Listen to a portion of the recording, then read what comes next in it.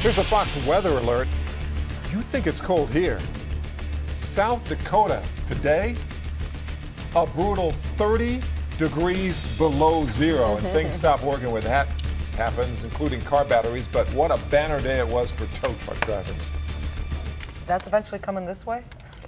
Not as brutal as they have it. I mean, it's always better to see somebody who has it worse, isn't it?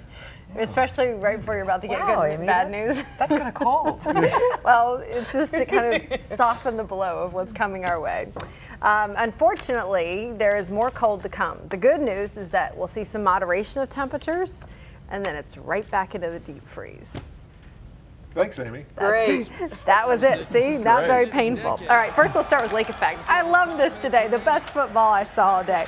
Ralph Wilson Stadium.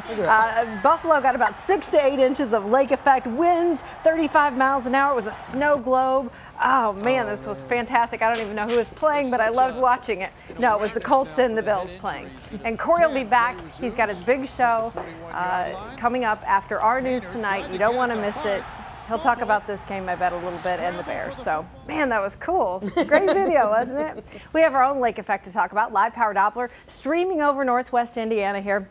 It doesn't look too impressive here on the radar, but this has been going for more than 36 hours. It has stacked up a ton of snow for northwest Indiana and even southern Michigan. South Haven got about a foot, but Benton Harbor was really ground zero, 1.5 feet, and closing in on 2 feet of snow in parts of Benton Harbor. So really a lot of snow there from the lake effect. What happens is Lake Michigan water right now about 40 degrees or so, but bitter cold air blows over it from the north for hundreds of miles, and that creates a weather effect where we get snow bands that just dump all kinds of snow, and it happened on the other side of the lake.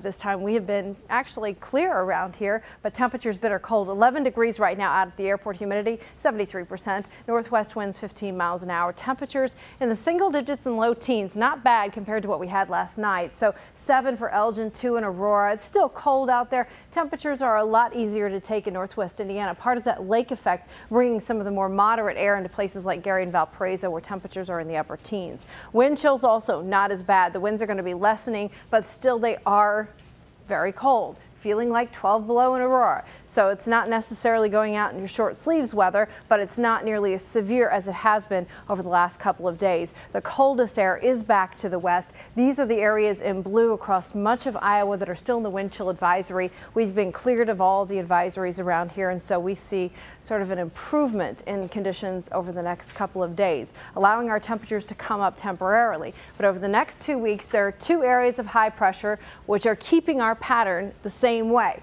One is way out east and one is way out west. These 2 high pressure systems sort of squeeze the weather in between, and that keeps the cold streaming down from Canada, and that pattern is one that we really don't break over the next several days. So this storm system that's bringing the lake effect snow will gently slide eastward, but as it does so, some of the backwash or the backside of that storm is going to come over the lakefront tomorrow. I think that produces a little bit of